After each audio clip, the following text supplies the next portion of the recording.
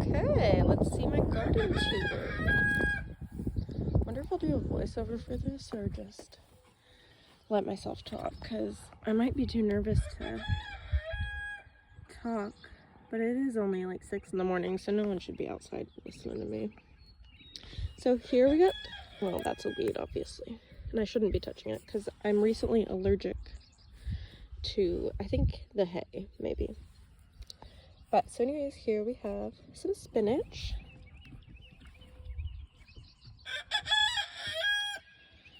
My chickens are being crazy. Some of it's grown better than others. I did a soil test at the very beginning. There's a pepper. It's a sweet pepper. Here we got some cucumbers. And then here's my lettuce patch here. So anyways, I did a soil test before I started, or after I planted everything, because I started these from seed. They're the Burpee heat mixture. My chickens are really being crazy. We just put new chicks in there, so they're trying to get along.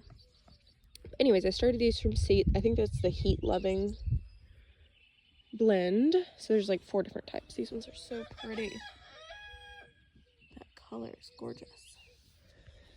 So those have done pretty well. I started them all from seed. Most of them are doing okay. There's some at the end you'll see that aren't great, but we'll check that out. We got a marigold back there. I bought that from the store. Here we have another thing I started from seed. This is a tomato. This one is the summer hybrid, I think is what it is. It's doing pretty good.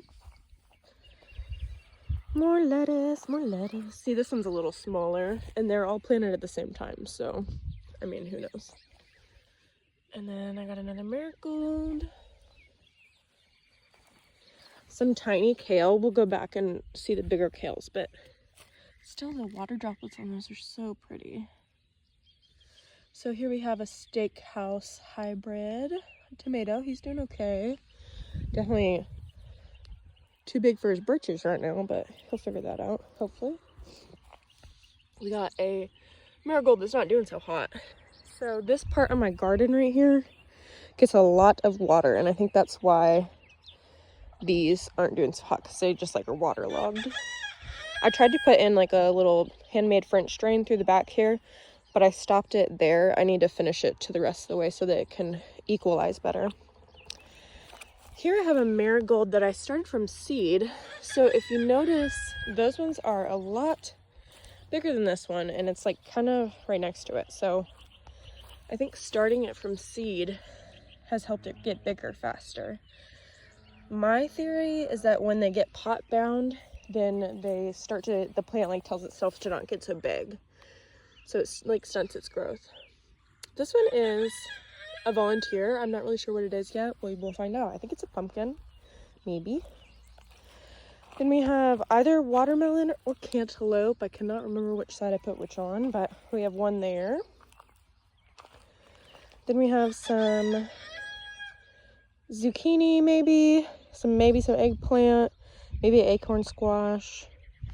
And then back there are pumpkins. So I kind of just left this area really unkempt because most of this will get covered by the leaves anyways, so it's not really that big of a deal.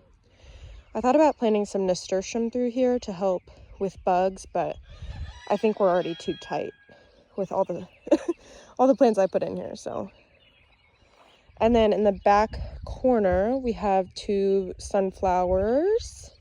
There's some more sunflowers started here. I have these little mushrooms all over in my, not my fertilizer, my hay stuff. Here is, I think, cantaloupe, watermelon maybe. I think that one's watermelon, the other one's cantaloupe. I tried to plant a sunflower on every pole here, so we got one there. It's kind of bent over. This is my potato patch, so we will not be doing much with that. We just need to add extra hay if the leaves come out.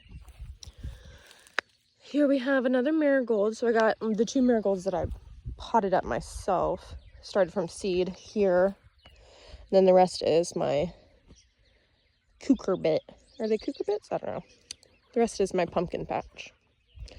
We got another sunflower in the back there from seed. I'm hoping that if they need some support, that I can just tie them to the poles here and that'll work. So here in the back we have another sweet pepper, started from seed. Here is rosemary. Oh, I guess I missed. The lavender and rosemary are right there. Got weeds all over the place. I went through and weeded some yesterday, but honestly, I'm trying to do like a no-dig bed situation, so. And then here we have a dying marigold. That one was from the store.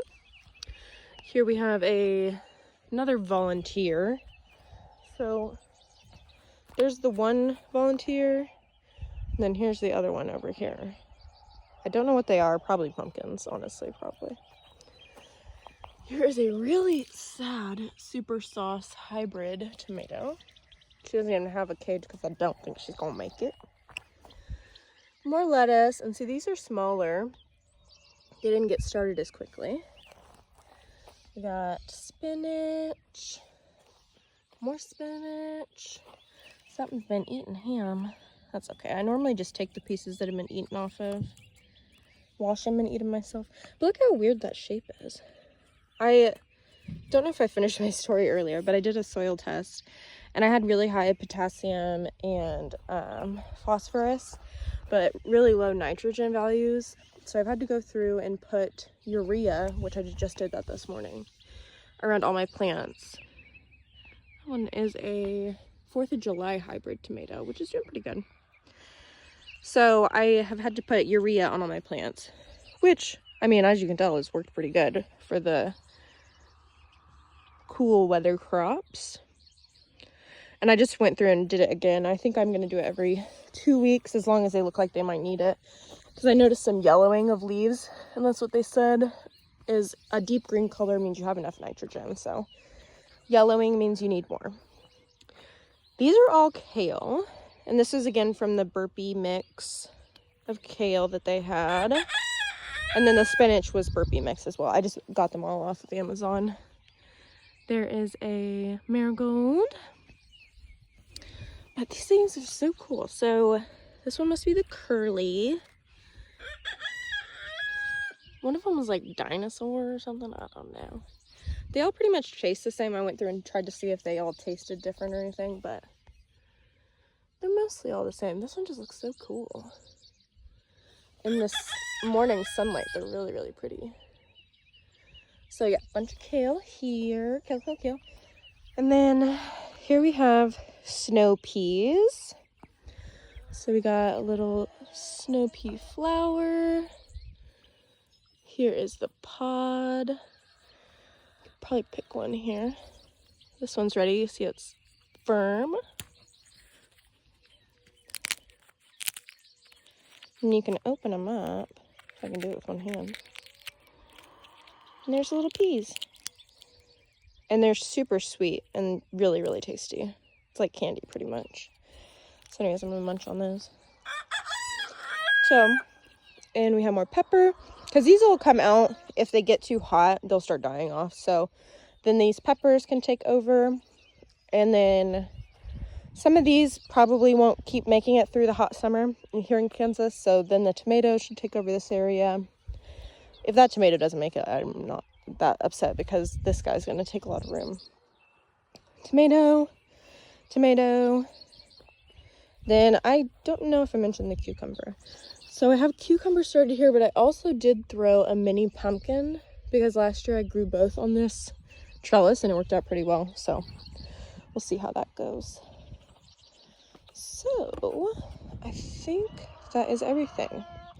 So for my setup here, we tilled everything and we had some compost put in. They tilled that again.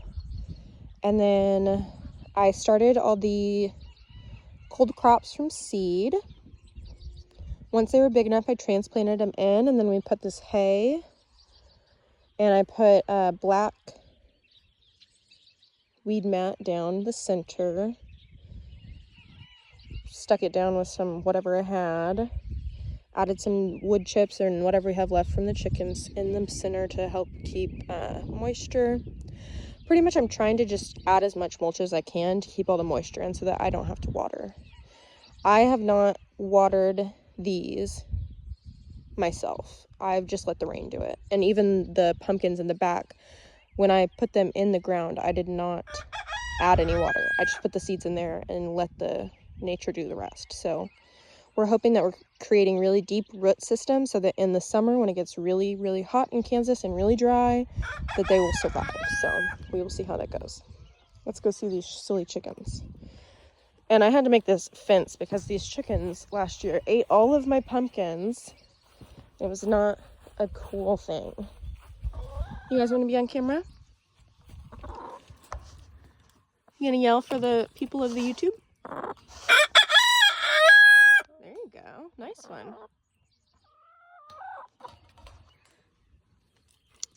You guys want some peas? You love peas, don't you?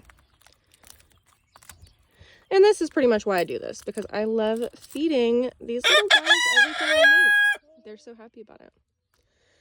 So this is Elvira, this is Joan Jett, and this one's Cheryl Crow. And that right there is Willie Nelson, the rooster. Hey, you guys, I don't got nothing else. Eat what I left you. There you go. Okay, love you guys.